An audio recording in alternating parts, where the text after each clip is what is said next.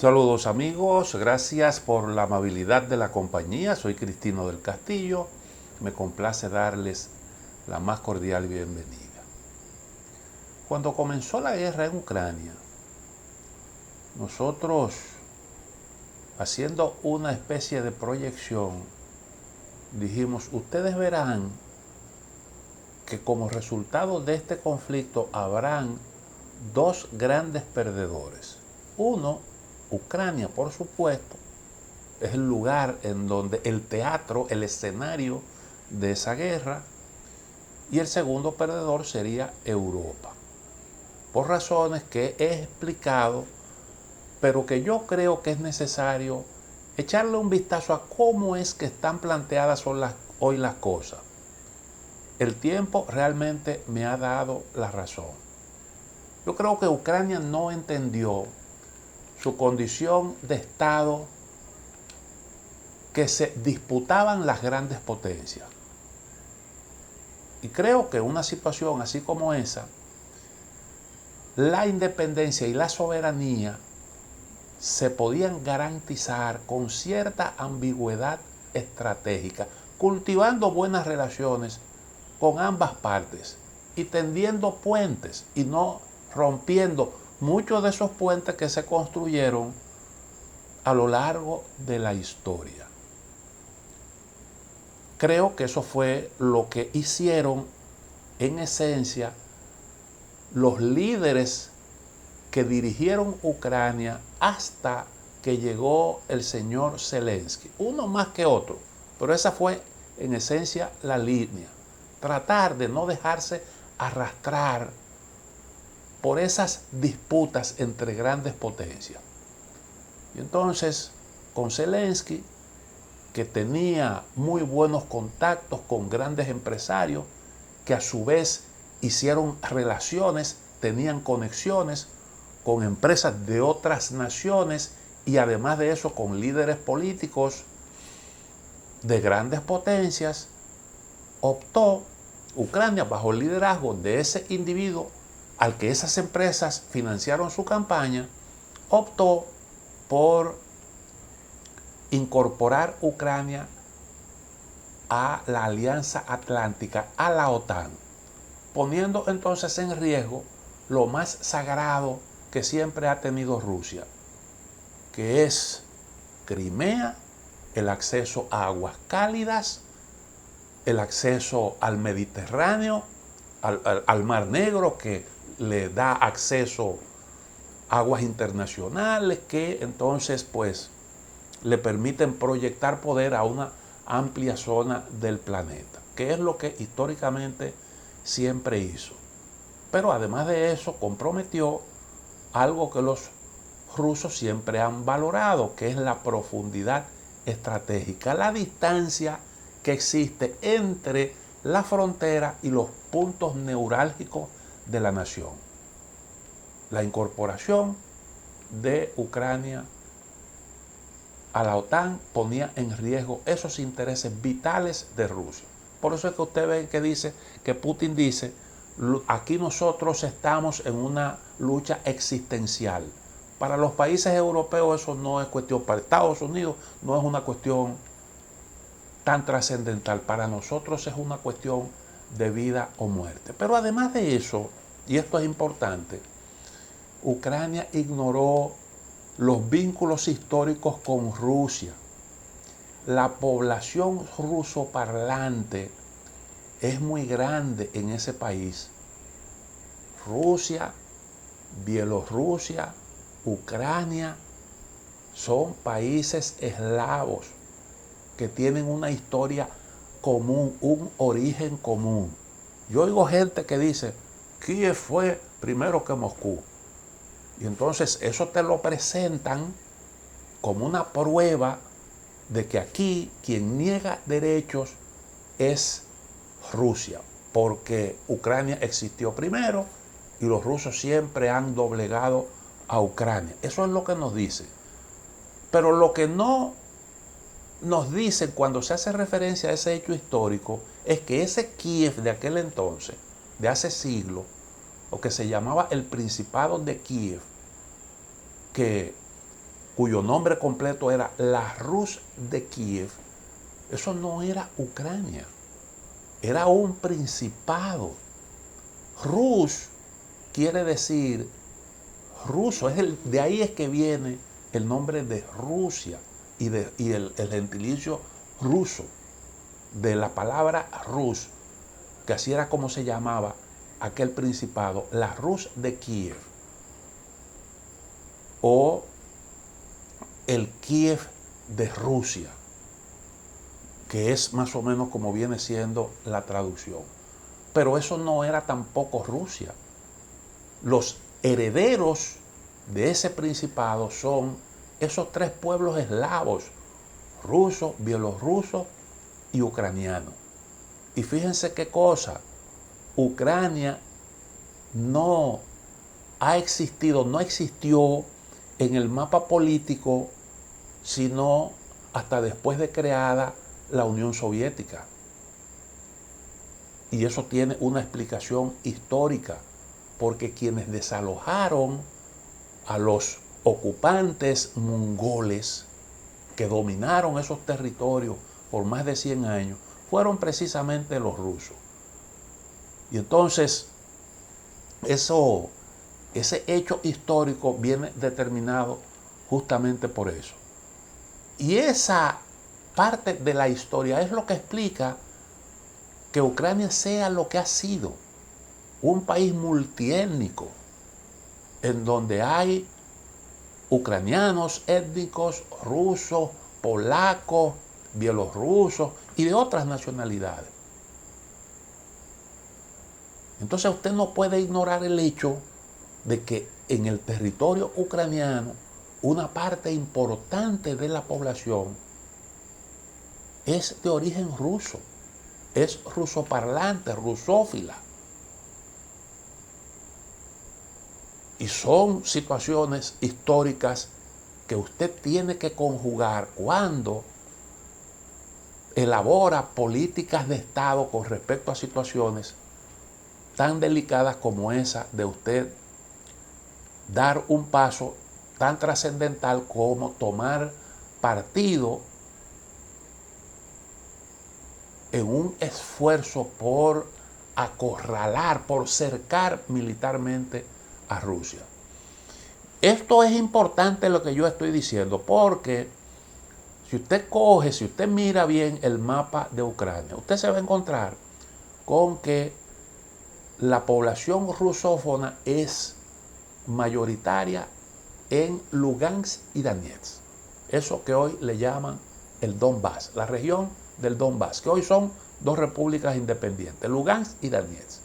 En Crimea, la península, importantísima para Rusia, siempre los rusos han sido la mayor parte de la población en ese territorio, porque fue hasta los años 50 parte de Rusia. Y entonces Rusia le obsequió ese territorio a Ucrania por su ubicación y porque Ucrania era parte de la Unión Soviética, y eso era como un obsequio que se hacía y que quedaba en familia. Pero cuando usted toma una decisión como esa que tomó Zelensky, ese era un factor que había que tomarlo en consideración. Pero además de eso, los rusófilos son mayoría en Kharkiv, que es la segunda ciudad en importancia de Ucrania. Kharkiv fue la capital de Ucrania desde 1919 hasta 1934. Eso en el periodo soviético, antes de que Kiev pasara a tener el estatus que tiene hoy como la capital ucraniana. Y en esa ciudad, que es, reitero, la segunda más importante de Ucrania, la mayoría de la población es de origen ruso. Y Kharkiv es el lugar en donde está la producción de maquinaria pesada, la tecnología militar, donde se fabrican los equipos eléctricos, los automóviles, y es una zona ahora mismo en disputa. Zaporilla y Jersón. También la población ahí es mayoría. Odessa, que es la tercera ciudad en importancia de Ucrania, ubicada estratégicamente en la parte sur, la ciudad portuaria de Ucrania, tercera ciudad en importancia. La inmensa mayoría de la población ahí es también ruso parlante. Entonces, yo creo que esos son factores que debieron pesar a la hora de definir políticas. A pesar de todas las historias que nos cuentan sobre el odio entre los ucranianos y los rusos, Ucrania tuvo un presidente que era de origen ruso. Y ucranianos jugaron un rol determinante en la Unión Soviética. Brezhnev era de origen ucraniano y gobernó la Unión Soviética durante bastante tiempo. Y eso no molestó a nadie. Decía, Ucrania tuvo, después de la desaparición de la Unión Soviética, hasta el año 2014, cuando lo derrocaron, un presidente de origen ruso, Víctor Yanukovych. Víctor Yanukovych ganó unas elecciones en buena lid, unas elecciones competitivas, democráticas, reconocidas por el mundo entero como elecciones libres. Sin embargo, Víctor Yanukovych, que ascendió a la presidencia con el respaldo de muchos ucranianos étnicos, porque era muy complicado usted ganar unas elecciones sin el respaldo de la población ucraniana étnica, fue derrocado porque no quiso alinear a Ucrania con el bloque occidental, con los propósitos que le estaban planteando. Entonces hubo ahí pues un movimiento, una revolución de colores, de esa que sabemos cómo es que se organizan, y como resultado de eso voló del poder, saltó del poder el señor Víctor Yanukovych. Entonces yo digo, todo esto es importante porque fíjense ustedes, ¿cuáles son los argumentos que esgrime Gran Bretaña para justificar su posesión de las islas de las Malvinas que reclama Argentina? El argumento principal es el principio de la autodeterminación de los pueblos.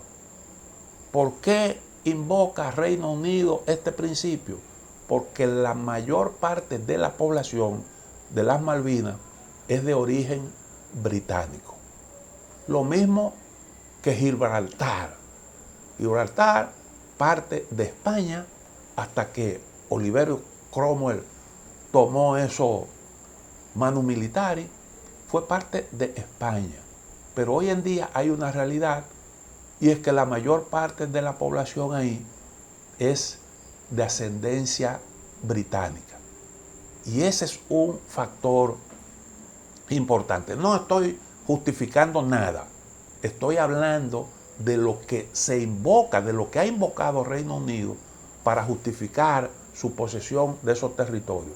Y en cierta medida es lo que se ha invocado también, o en cierta medida no, es el argumento principal para justificar la independencia de Kosovo, que no ha reconocido la comunidad internacional como tal. Pero ahí en Kosovo, una provincia de Serbia, se estableció una población de origen albanés, y entonces eso provocó o fue un pretexto para crear ahí una provincia independiente de Serbia en donde hay una base militar de la OTAN. La geopolítica ahí funcionando. Bueno, pues yo creo que Ucrania desconoció estos factores, tiene ahora una situación muy difícil. Yo he hablado muchas veces del problema demográfico, que no es nuevo. no es nuevo porque en todos esos territorios de la antigua Unión Soviética siempre ha habido, y en la propia Rusia, siempre ha habido una crisis demográfica y tiene que ver con la Segunda Guerra Mundial.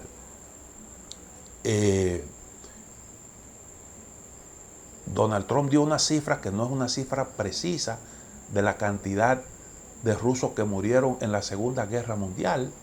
Él habló de 60 millones, eso es una exageración. La historia reconoce, los historiadores, unos 28 millones. Eso es mucho, eso es una cantidad realmente grande de muertos en un conflicto que duró unos cuantos años. Y eso representó un problema, siempre ha representado un problema para los rusos. Esa cantidad mayor de mujeres que de hombres. Y entonces usted veía en Rusia como una muchacha que llegaba a los 25 años tenía entonces dificultades, problemas. Si no conseguía antes de esa edad un marido, iba a tener problemas para poder realmente establecer unas relaciones conyugales. Justamente por ese problema, que se refleja en la literatura, en el arte. Y bueno, pues todo eso, ese es un problema del que no escapa Ucrania, y todo eso se agrava ahora con la guerra. Ucrania, más de 600.000 kilómetros cuadrados, con una población realmente pequeña. Rusia, que es prácticamente un continente, con una población también relativamente pequeña. Ahora este conflicto viene a profundizar ese problema que viene de viejo. Entonces, antes de la guerra, recordemos que Rusia pagaba por Crimea, pagaba por su presencia en ese espacio. Como consecuencia de los conflictos con Ucrania, Rusia terminó anexándose Crimea para dejar resuelto ese problema. Y Ucrania perdió esos ingresos. Ahora, recientemente, Zelensky se negó a renovar los contratos sobre los gasoductos, el tránsito del gas ruso por el territorio de Ucrania. Y eso significa para Ucrania, la pérdida de unos 7.000 millones de dólares conforme al último acuerdo del año 2020. 7.000 millones. Eso, el monto siempre se fijó en función del volumen de gas que transitaba por esos oleoductos. Y esa era la cifra del último contrato, ese que no se renovó ahora recientemente. Aunque Donald Trump dice que la culpa de la guerra es de Biden, Estados Unidos se desvincula ahora de la reconstrucción de Ucrania.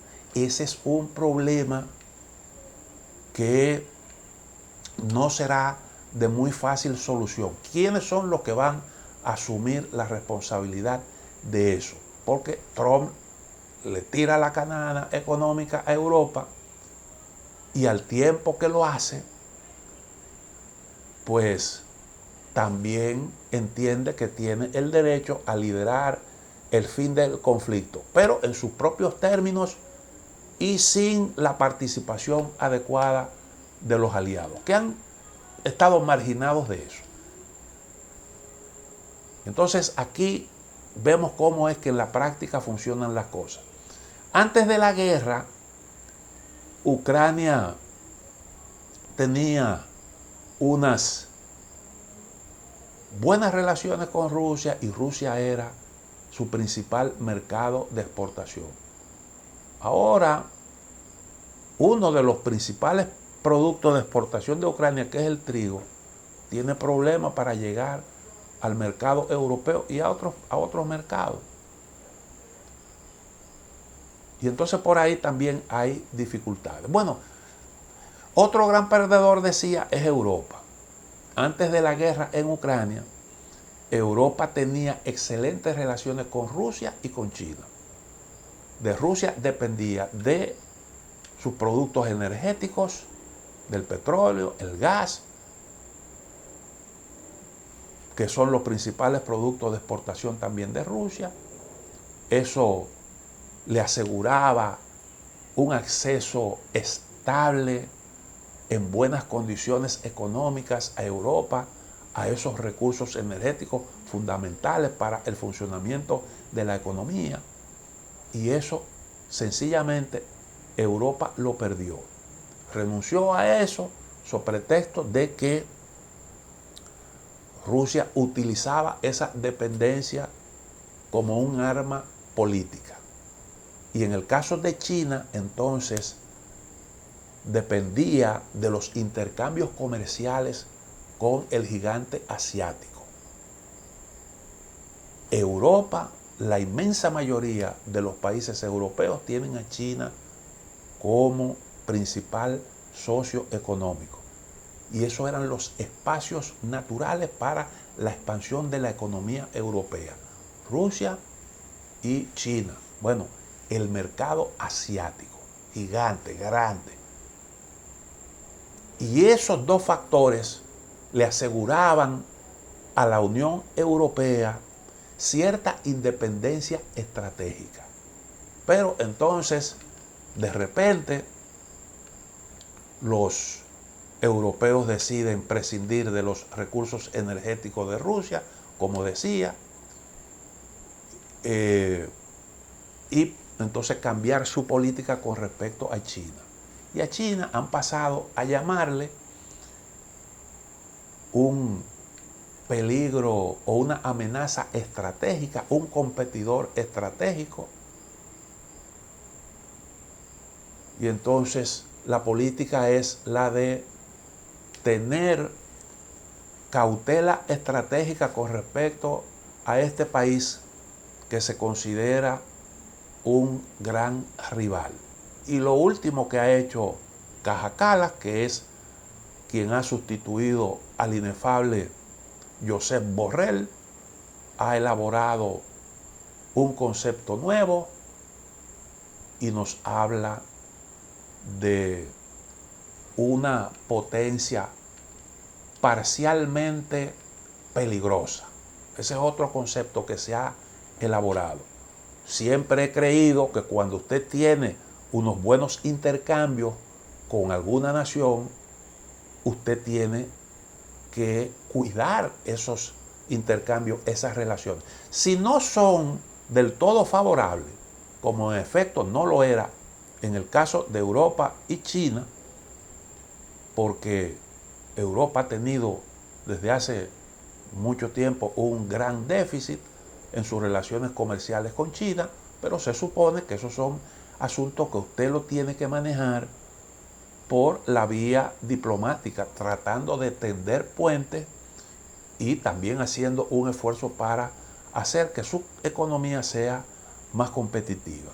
En el caso de las relaciones con Estados Unidos será al revés.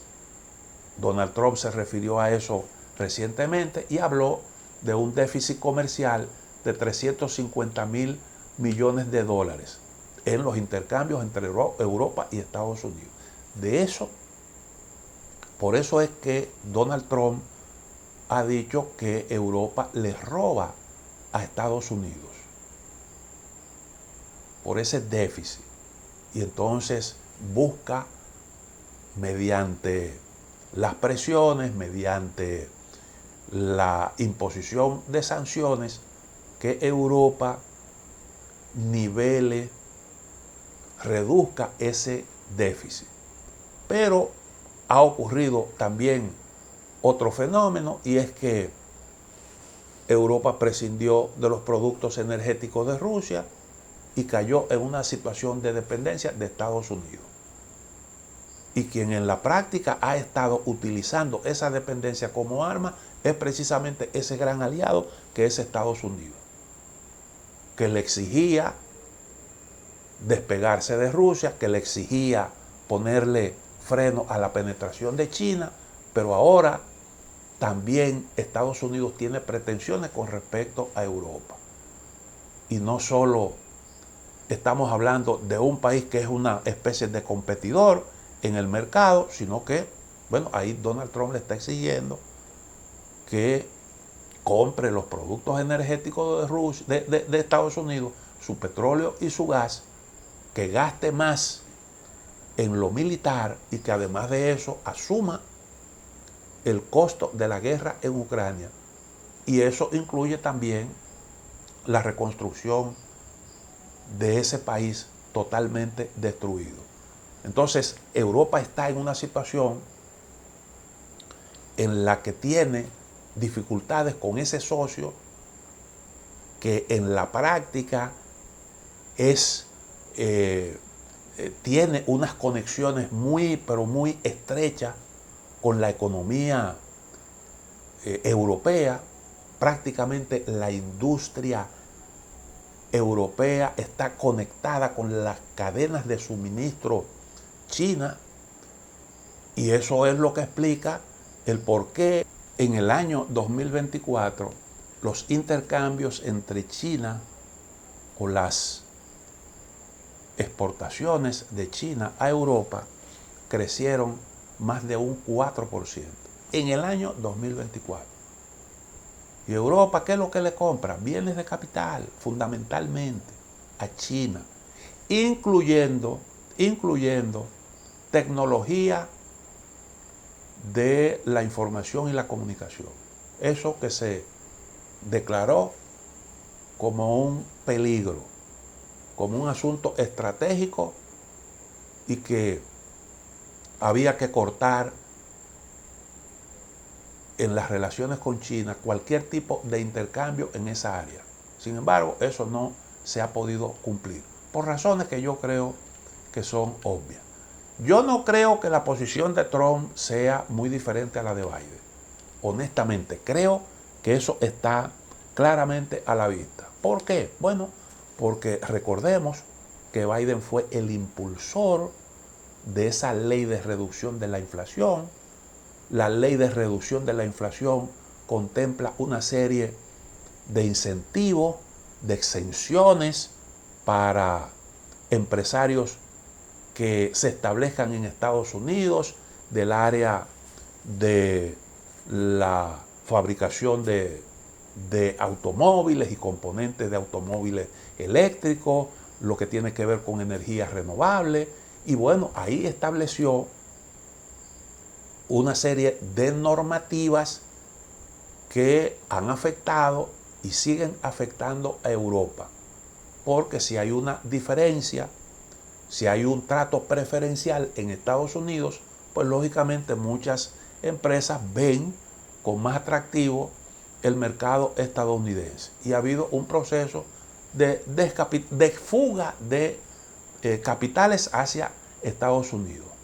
Y eso lo promovió Biden y no le hizo caso a los reclamos que le hicieron los países europeos, particularmente Alemania y Francia. Recuerden que Macron estuvo de visita oficial en Estados Unidos, discutió el tema con Biden, y Biden le dijo, bueno, nosotros vamos a ver qué hacemos, pero no hay cambio sustancial en esa ley que ya se aprobó, y eso todavía está vigente. Joe Biden además despojó a Francia de un contrato que tenía con Australia multimillonario de más de 40.000 millones para fabricar submarinos de propulsión nuclear. Eso en aquel entonces, cuando se estaba cociendo la conformación del denominado AUKUS, del cual quedó fuera Francia. Y entonces eso demuestra claramente cuál es la visión que tiene Estados Unidos con respecto a Europa. Estados Unidos primero. Lo que pasa es que los demócratas, Joe Biden, fue un poco más cuidadoso en su manera de proceder. Pero la guerra en Ucrania, que según Trump pudo evitar Biden, pero que no lo hizo, lo que motivó la reacción del gobierno de Biden fue precisamente la posibilidad de conseguir algunas ventajas estratégicas que finalmente Estados Unidos consiguió. Despegar a Rusia de Europa y ponerle obstáculos a la penetración de China en Europa. Y por eso Donald Trump dice, bueno, nosotros conseguimos estos objetivos estratégicos, prolongar la guerra cuando se vislumbra un desenlace a favor de Rusia, pues en una circunstancia como esta debemos ponerle fin, porque ya nosotros logramos objetivos estratégicos importantes, que eran precisamente eso, que Donald Trump buscó, pero por otros medios, presionando para que se gaste más en seguridad, y además de eso presionando para que se impidiera la puesta en funcionamiento del Nord Stream 2, que iba a aumentar el suministro de gas por parte de Rusia, a lo que siempre se opuso Estados Unidos. Y Trump impuso sanciones a las empresas responsables de la construcción de ese gran gasoducto, que además de eso obviaba el territorio de Ucrania.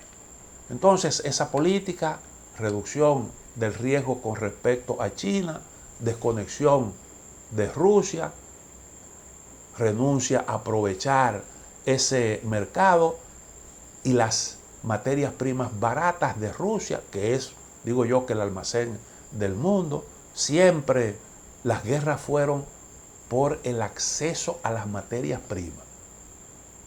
La Unión Europea se construyó alrededor del carbón, que era la fuente de producción de energía, la materia prima esencial para la producción de energía en aquel entonces. Y para evitar una guerra por quien se asegura el acceso al carbón, hubo ese acuerdo para asegurar un acceso equitativo a esa materia prima. Así es como nace la Unión Europea. Bueno, pues esa es la realidad que estamos viviendo actualmente en Europa. Yo digo que es realmente una política de autoflagelación usted asumir la posición que ha asumido Estados Unidos, que le declara prácticamente la guerra a Rusia y que le pone, como hacen las mujeres cuando no quieren que un bailador se le pegue mucho, le pone la mano en el pecho, no obstante a que necesita de China, que es lo que se ha hecho con China. No obstante a que se necesita China, y la práctica lo demuestra, Europa ha asumido esa política. Y entonces, mientras hace eso Europa, mientras se pliega a la política de Washington, entonces Washington le impone sanciones a Europa, le tira la canana de el gasto militar en Ucrania y también la tarea de la reconstrucción se la pone en manos de Europa y se desentiende de eso. Mientras esto ocurre, entonces Donald Trump quiere entenderse con Rusia y quiere también entenderse con China. Y fíjense que ahora está hablando de reunirse con Putin, de buscar una solución al problema, y con Xi Jinping ya tuvo una conversación. Lo invitó a su toma de posesión. Lo que quiere decir que él busca entendimiento, presiona, pero con la intención de buscar entendimiento. Los europeos están destruyendo puentes. Y esa es una política, la política, creo yo, del harakiri. Ustedes quieren saber cómo está la relación entre Estados Unidos y la administración Trump. Bueno, miren quiénes fueron los invitados a su toma de posesión. Yo creo que ese es un gran indicador. Ahí estuvo la señora Meloni, primera ministra de Italia. Ahí estuvo Orbán, primer ministro de Hungría. Ahí estuvo el líder de Vox, una organización opositora en España. Esos fueron los invitados. Esos fueron los invitados. Y el opositor Nigel Farage de Reino Unido, que es el líder de una organización que hoy es la tercera fuerza política, se perfila como la segunda fuerza política o que es la segunda fuerza política, según algunas encuestas, en Reino Unido, que es una alternativa a los partidos tradicionales, laboristas y conservadores. Esos fueron los invitados europeos de Donald Trump, los que estaban en primera fila, lo que pudimos ver ahí. Ahí no estuvo, usted no vio a la von der Leyen, usted no vio a Macron, usted no vio a Scholz. Y entonces, como si todo esto fuera poco, la Unión Europea también tiene grandes divisiones internas. Mira, ahora recientemente hubo un affair ahí entre el primer ministro de Polonia y el ministro de Relaciones Exteriores de Hungría. Polonia dice a través de su primer ministro que si Hungría bloquea el nuevo paquete de sanciones a Rusia, a lo que siempre se ha opuesto, habrán consecuencias. Y el ministro de Relaciones Exteriores le responde diciendo que él es una marioneta de George Soros. Y ya sabemos quién es George Soros. Y entonces usted tiene un Robert Fico en Eslovaquia que está denunciando un intento de desalojarlo del poder. Él dijo, se está organizando un Maidán aquí en Eslovaquia. Y un día después de que él dijo eso, hubo una gran manifestación. Y él dice que la mayoría de los que participaron en esa manifestación eran de origen ucraniano. De esos refugiados que tiene Eslovaquia y muchos países de Europa. Entonces, ahí hay un gran problema. Usted entonces encuentra otros países que han escogido un rumbo distinto al que ha escogido el grueso de los países europeos. El caso, por ejemplo, ya que mencioné Hungría, el mismo caso de Eslovaquia, y les ha ido mejor. Y les ha ido mejor. Usted tiene el caso de Erdogan en Turquía, que ha apostado por priorizar los intereses nacionales de su país, o el caso de India, que dice, no, aquí hay una oportunidad, yo he tenido muy buenas relaciones con Rusia, y por qué no comprar sus productos energéticos a precios reducidos. Y eso lo han hecho a pesar de las presiones. Bueno, pues así es como están estos dos países, que cometieron el error de meterse en un pleito de los grandes, renunciando a intereses nacionales. Y esto tiene que servir de experiencia para países como Taiwán, que está en una situación así como la de Ucrania y la de la Unión Europea. Eso que están viviendo hoy Europa y Ucrania, mañana podría vivirlo Taiwán si se dejara arrastrar por la política de confrontación con China. Una buena política para aquellos estados que están en esa situación es la de la ambigüedad estratégica.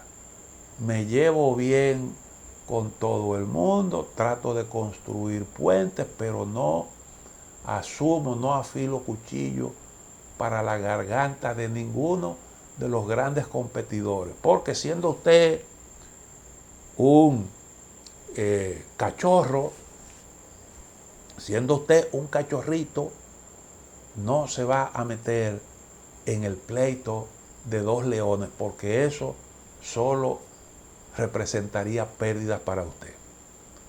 Gracias por la amabilidad de la compañía. Un saludo cordial para todos.